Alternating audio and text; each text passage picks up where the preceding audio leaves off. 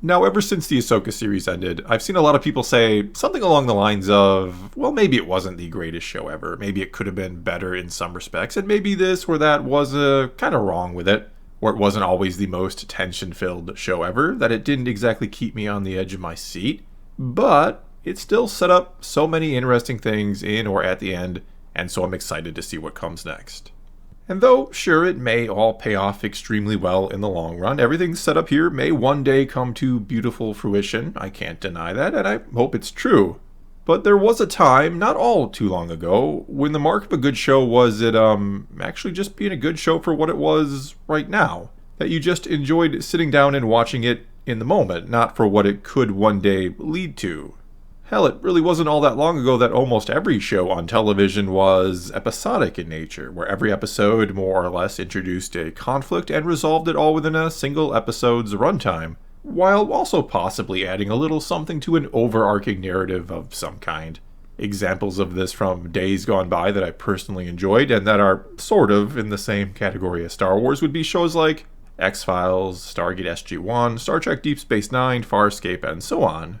Most episodes and shows like that were self-contained stories that, again, may add a small piece to a larger puzzle, one that may also then be focused on from time to time with an episode here and there, and usually in a season finale. Those tended to be the only time you'd ever see any sort of major progression to the larger story. Otherwise, every episode would essentially be what we call nowadays a filler episode. It may only add a small piece to a larger puzzle, if anything at all. And don't get me wrong here, I'm not saying I don't like shows that are more or even essentially completely serialized in nature, or that focus way more on the overarching story rather than trying to tell complete smaller stories with each episode. Though I'd argue the best shows tend to be the ones that can do both. That can have self-contained stories in each episode or multiple arcs across each season across a couple episodes, but also continually move a larger plot along in an intriguing way, and or was a show that did that very well in my book. Anyway, even though I have fond memories of TV shows back in the day, I still have nothing but love for serialized shows today that are mainly on streaming services. I mean, for one, entertainment evolves. Just because something was the norm 20 or 30 years ago doesn't mean a better way to do it hasn't been discovered. This isn't going to be a video where I'm going to say, things were better back in my day. Because, by and large, I don't think they were. There were some great shows back in the day, sure, and I wouldn't mind if from time to time we'd get some things that were maybe a little more episodic in nature again, besides just sitcoms and the like, which still are very episodic. But honestly, when done well, there are few things better or more entertaining or more addicting than a good serialized show where you can't wait for the next episode because you need to know what happens next. And that's because each episode gives you a little something tangible to sink your teeth into for or towards the bigger story. It gives you a very good reason to want to keep watching. It keeps you vested with each episode, and despite wanting to get to that end to hopefully fully understand everything or to get to the final resolution, you still feel like the story itself is or was the reward when a serialized show is done right, especially in hindsight. A really well done serialized show leaves you impressed in the end with how well crafted it was in order to keep you firmly on the hook the whole time. It leaves you very much appreciating the ride, oftentimes wanting to go back and watch it again, to not only experience it all over again, but with a keen eye this time, one open to all the things you maybe missed or didn't fully understand the first time around. You want to almost see how it unfolds in reverse, or knowing the end or the secrets ahead of time. But when they're done wrong, they can feel quite tedious, if not painful, to sit through, assuming you do indeed keep sitting through them for some reason other than what the show itself is giving you.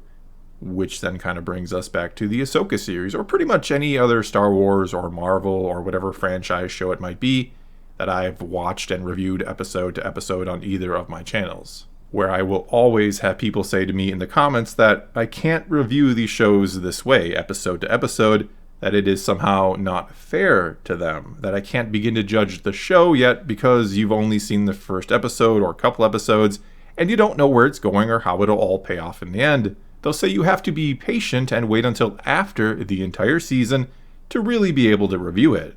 But here's the thing, like pretty much every other human being on Earth, I value my time quite a bit. And if I don't enjoy and get hooked on a show in the first few episodes, especially the first one, you really need to do something in that first episode to land viewers. But if you don't do that, there's a really good chance I am never going to make it to the end to see whatever payoff it may or may not have in store for us.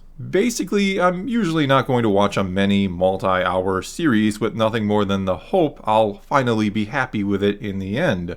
I'm going to watch it because, as I was saying before, I'm enjoying the ride itself. I'm enjoying the intricate story of the characters, or all of the build-up and tension that keeps mounting, or perhaps the many clues or reveals we get along the way that helps me begin to piece together things without giving me so much so that things become obvious.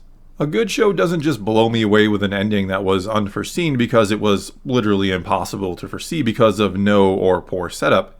It blows me away with an ending that brilliantly caps off a story that in itself was also amazing and kept me on the line the whole time, and also makes sense. I can look back and see how the pieces fit together. And thus also makes individual episodes enjoyable and reviewable because they were like a big piece of a puzzle that was assembling into something excellent that became clearer and clearer as things went along, even if they lack a sort of self-contained, more episodic story within them. And though, as a Star Wars fan, there were certainly things I very much enjoyed about the Ahsoka series and that kept me on the line and watching the whole time, I do think that, yes, this was a show more so for fans than non-fans, which, as a fan, I appreciate. But when it was all said and done, I couldn't help but ask myself, what if I wasn't a Star Wars fan? Or what if this wasn't Star Wars? If this was just some brand new sci-fi series, how much would I have enjoyed it then? Was it really the show itself keeping me vested, or was it my love of Star Wars that kept me around till the end, and somewhat satisfied and then intrigued for more thanks to what we got at the bitter end? Nevertheless, one of the most disappointing aspects of the show for me was Grand Admiral Thrawn. I personally didn't feel he was written well enough to be this threat to be feared, like the show itself, independent of what I know of him from elsewhere, even told me he was on multiple occasions. And I've literally had people say to me that, sure, maybe this wasn't a very brilliant Thrawn, maybe he wasn't overly impressive here, but you see, he didn't have to be just yet, and if you hold tight, it'll eventually show him that way against the New Republic. You just have to be, you guessed it, patient. And this is a really interesting argument to make. And mind you, there is a difference between good slow-paced and bad slow-paced, which I'm not going to get into here. But they're making an interesting argument because they are indeed conceding that, no, Thrawn wasn't well used in this show, in some cases anyway. I've had some try to argue he was brilliant here. But for the most part, people have basically conceded that this isn't a great first appearance for him, not anything that was that impressive anyway, but that we should hold on tight because we know he could be and should be great at some point down the road. They're giving Thrawn, or the show, the benefit of the doubt simply because it's Star Wars and they already know the character. They're giving the creators the benefit of the doubt for outside factors, not because of anything they or the show itself did to make us feel that way.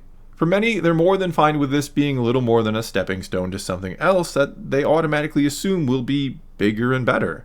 I've seen those who have said something along the lines of, it doesn't matter if this show was good or not, it only matters what it set up. But once more I must go to, or basically ask, is that really why we watch a show or just want to experience a story in general, no matter what form it may take? I mean, just what is the point of a story anyway? Is it supposed to be about the journey, or some sort of big payoff at the end? And no, I'm not about to launch into a long-winded answer because I think it's a very complicated question. People enjoy stories for all sorts of reasons. But I think I can easily and confidently and safely say something that a story isn't, which is that it isn't just about an eventual ending, or only about what comes next or after this current part. Just look at your own life, for example. Would you consider the story of your life how it's going to end one day, or rather all the little events along the way that lead to that ending? And do you think it's better to enjoy life here and now, or do what Yoda said Luke was guilty of in The Empire Strikes Back? All his life as he looked away to the future, to the horizon. And look, I'm not trying to get too profound here, even though, yeah, I do think stories are very important and worth discussing, or I wouldn't be here otherwise. And I also don't mean to imply everyone who's completely happy with the Ahsoka series didn't like it as anything more than a stepping stone. Certainly there are those who thoroughly enjoyed it along the way, and that's great. But as I always try and say and advocate for, I think we need to continuously be discerning customers, especially here in the day and age of the mega franchise, the day and age of interconnected storytelling, which I think is great, mind you. I love tying things together into a bigger picture and having threads intermingle between different stories to make something that truly feels like another time and place, a real other time and place. But I don't think we should be stuck watching an entire series just to see what comes next. We shouldn't be so focused on an eventual ending that we don't care how good the trip itself is. Not that it's really about the ending either, considering, especially when you look at something like Marvel or the MCU, it's certainly not about an ending, is it? It's about getting you on and keeping you on the content treadmill. It's about you always anticipating what's coming next, thinking it's going to be amazing because of all this setup, and not really then caring about how good the setup is, rather than truly focusing on the story at hand and keeping you entertained in the moment, which is what entertainment is supposed to do.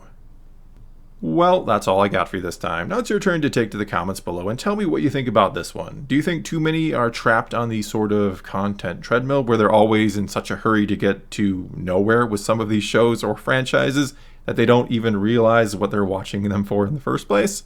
Whatever you think about this, leave your comments below and let's talk some Star Wars. And until next time, thanks for watching.